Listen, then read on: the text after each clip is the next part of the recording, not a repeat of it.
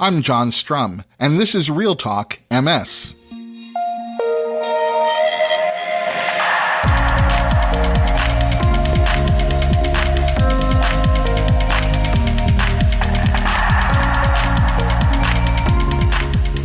It's October 17th, and we have a lot to talk about.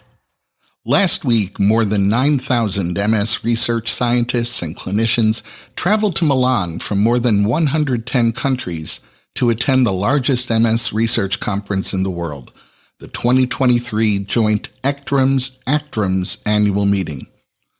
In the next few episodes of RealTalk MS, we'll be talking about many of the presentations and announcements that were made, and you'll be hearing from several of the key presenters. Earlier in the final day of the joint ECTRIMS-ACTRIMS meeting, I had an opportunity to connect with Bonnie Higgins, who was in Milan for the ECTRIMS MS Patient Community Day. Bonnie was diagnosed with MS in 1994. She's a member of the National MS Society's Board of Directors and an untiring volunteer in the MS movement. In a moment, we'll hear Bonnie's perspective on this remarkable conference.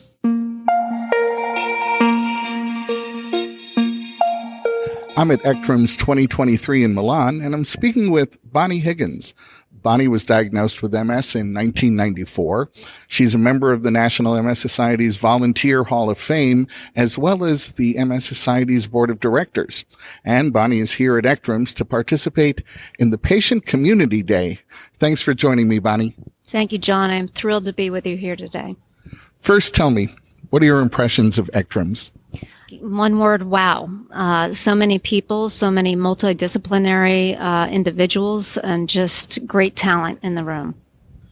You're here specifically to participate in the Patient Community Day, which takes place tomorrow, Saturday, October 14th. Why do you think it's important to include a day at ECTRIMS that's focused on the MS patient community?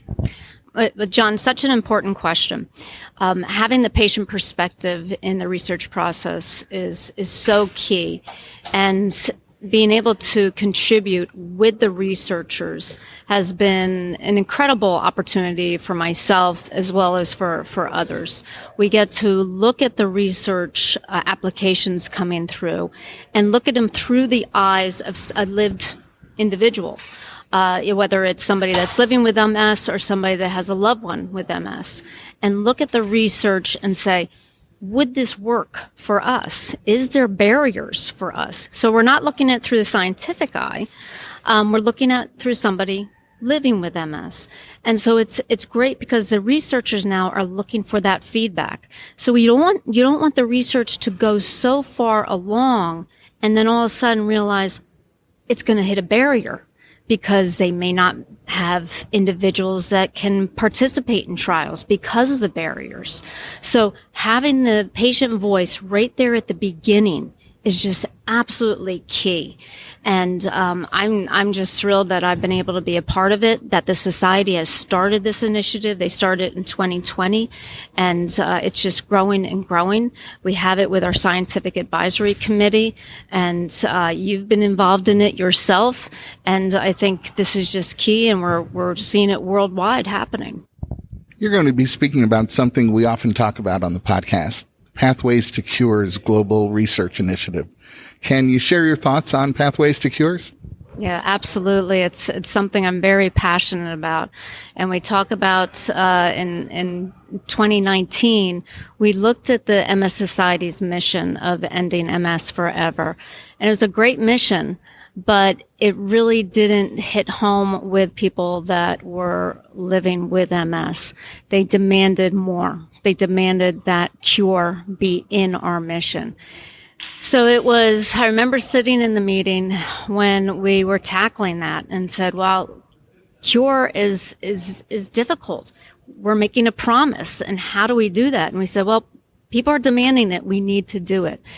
And so we sat back and said, cure can mean different things, and that's okay. Cure can mean that it stops MS in its tracks. It can mean that it restores MS. It can mean it ends MS, so your grandchildren never hear you have MS. And so that's where the pathways came from. So the fact that, again, patient voices demanded that cure be in our mission That is key. So yes, we will cure MS. We will cure MS together. Well, as you point out, Pathways to Cure's initiative puts the word cure right out there, which in itself is different from some of the language we've used in the past. In fact, I've heard the word cure used more often this week at ECTRIMS than I've ever heard it at previous research conferences. So as someone who's living with MS, that just has to feel like we're standing on the precipice of greater discovery, and that's going to lead to that next generation of MS care. Yeah, absolutely. And it's amazing. You look at I've had MS for 29 years. And when I was diagnosed, I believe there was 3 disease-modifying therapies. I believe today we're at 23. That's amazing. Absolutely amazing. So great progress, but we need to keep going. We need to get to that cures. So it is amazing. And, I'll steal one of your quotes. I think your quote is that research is the engine of the future. And I truly believe that's a great quote. And I feel fortunate that myself living with MS, people like yourselves that have a loved one that lived with MS, I think it's great that we can be part of that engine to make that cure happen. You're here at the largest MS research conference in the world, but almost 3 million people who are living with MS around the world aren't here with us. What do you want them to know? I want them to know that there are people here working for them, and that there are things that they can do. That's the most important thing. People need to know that they can plug in, that there are opportunities for everybody to plug in to do something about MS, to be part of the pathways to the cures. There's things that you can do to be involved in this journey, to be involved in the MS Society, whether it's within your local chapters, being on community councils where you get involved in research, when you get involved in talking to people about what Pathways to the Cures is. If you don't understand how the research process is, you don't understand why it's so important that we raise funds, which is critical. And it's a long journey to get to the research process. And so, plugging in is so important. And I think getting involved, getting connected, and going out to your local chapters and connecting is critical. One of my favorite benefits of being involved in the Community for Research Review Committee, which was all people that were affected by MS, was that we became a family, because we all had something in common. We had different journeys. I had relapsing remitting. There were people there with progressive. There were people there that had loved ones with progressive or relapsing remitting. But we bonded immediately, and we opened each other's eyes to what each other's struggles were, which was great. I became a better person because I understood better what somebody with progressive MS dealt with and what some of their barriers were. So I could speak to other people better about that. And so I think those are opportunities that are always out there. And in today's world, you can do it virtually, which is terrific. So you can be sitting at home and you can be involved in virtual gatherings, which is a great opportunity too. Absolutely is. Well, Bonnie Higgins, thank you for your untiring volunteer efforts to bring us closer to a day when we're looking at MS in the rearview mirror. And thanks for talking with me today. Thank you, John. It's a pleasure. In keeping with the RealTalk MS tradition, just as the meeting was ending and the thousands of attendees were heading for the exits, I connected with the National MS Society's Chief Advocacy, Services, and Science Officer, Dr. Tim Coetzee, to discuss some of the research that captured his attention during the conference.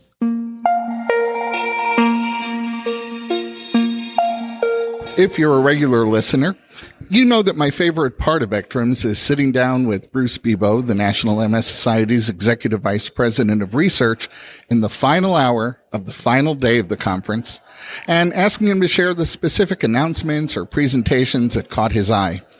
Unfortunately, Bruce was unable to attend ECTRIMS this year, But the National MS Society's Chief Advocacy Services and Science Officer, Dr. Tim Coetzee, has been kind enough to step up and join me to recap the largest MS research conference in the world.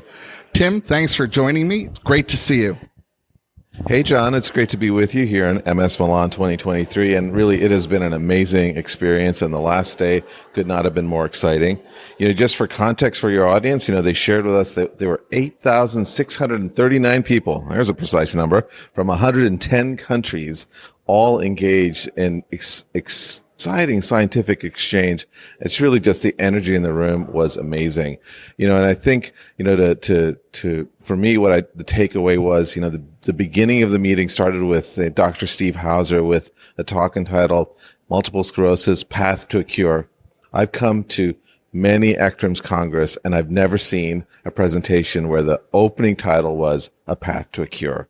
This just tells me how much progress we've made and the reality that we are really getting on the cusp of finding a cure. And he shared his vision for how early can we diagnose MS and what we can do to start intervening to stop the disease in its tracks. And then just a couple of highlights of what, really excited me. One was, an important conversation that we've been having about Epstein-Barr virus. There's a lot of interest in what does Epstein-Barr virus mean for MS? How is it a trigger for MS? And, there's a lot of questions about this. And one of the most interesting studies I heard was from a group in Germany, where they took a look at samples that had been collected, blood samples that have been collected from people who are affected by MS, who have signs in their bloodstream that they have been exposed to Epstein-Barr virus, and a group of people who don't have MS, but who also have signs in their bloodstream that they have been exposed to EBV. And the question they were asking is, these people, some have MS, some don't. What is the difference? What causes that? And what they were able to find is that when you look in the bloodstream of people who don't have MS, they had a profile of the immune cells that showed that they had more of the immune cells that are able to fight off the potentially negative effects of EBV virus compared to the people who were living with MS. And they also found, when they looked more closely at people affected by MS, that some of their immune cells seemed to be off in terms of their ability to respond to these immune cells that normally would have protected them. So it points the clue that there are some underlying mechanisms that might be contributing to why some people develop MS after EBV and why some people don't. Very early research, but really exciting and giving us those clues. Another important observation was, this idea of, can a person's genetic profile tell them something about what's happening with their disease? We've known for a number of years now that we have close to 200 genetic identifiers that are risk factors for MS, but we've not ever really had the insight as to, well, what does that mean? And how does having a particular genetic profile affect a person's disease course? And in this meeting, we had the first announcement about how one of those risk factors that was recently shown to be tied to increased severity of the disease really can be mapped to that having that genetic predictor shows that there's more brain atrophy or loss of brain volume in a person living with MS. So now we have the first connection of a genetic profile to something that's happening in a person's brain that the doctor and the radiologist can see. And the next step from this will be to identify what are the predictors, and can this help us with clinical trials? Can this help us, in perhaps understanding what would cause some people to have lose more brain volume than others? Early stages to all of this, but really we're starting to make those steps towards what we call precision medicine that we're seeing in other diseases. And then the last, I'd say, exciting news was there's been a lot of interest in a new group of drugs called the BTK inhibitors. These are drugs that target B cells, a bit like some of the other drugs like ocrelizumab and Kesimpta. And, there's been a lot of excitement about these because these are oral pills. So first of all, people could take them as a pill either once or twice a day.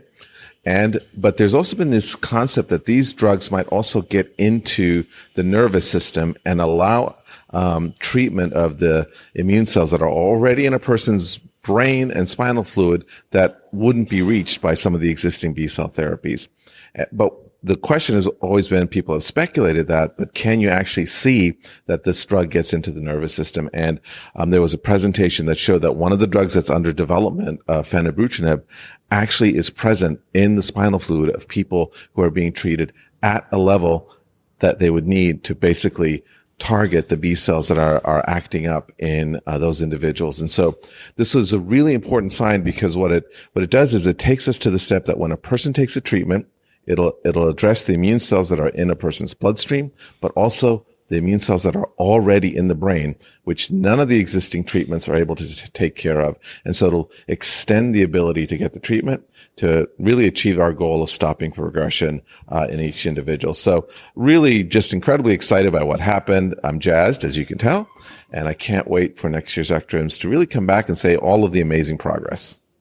Well, thanks for that bird's eye view of this incredible Congress. I mean, it has been remarkable. Like you, I'm really excited about returning to ECTRIMS next year and seeing what is next. Tim Coetzee, thanks for everything you do to improve the lives of people affected by MS. Once again, thanks for talking with me, and safe travels home. Thank you, John. Great to be with your audience, and look forward to seeing you soon. That's going to wrap up this episode of RealTalk MS. RealTalk MS is powered by the National MS Society. And you can share this episode of the podcast by letting your friends or family members know that all they have to do is point their web browser at realtalkms.com/320. You'll find that link in today's show notes, so you can easily copy and paste it right into an email or a text. And if you have a minute, I hope you'll visit the Apple App Store or the Google Play Store and download the free RealTalk MS app for your iOS or Android smartphone or tablet. It's the best way for us to stay connected. The app will automatically download the latest episode of RealTalk MS. You'll be able to access any of our past episodes. You'll be able to save your favorite episodes. And it's a great way for me to share bonus content with you. The app is free, so I hope you'll download it today. I'm John Strum. Thanks for listening. Stay safe and make healthy choices.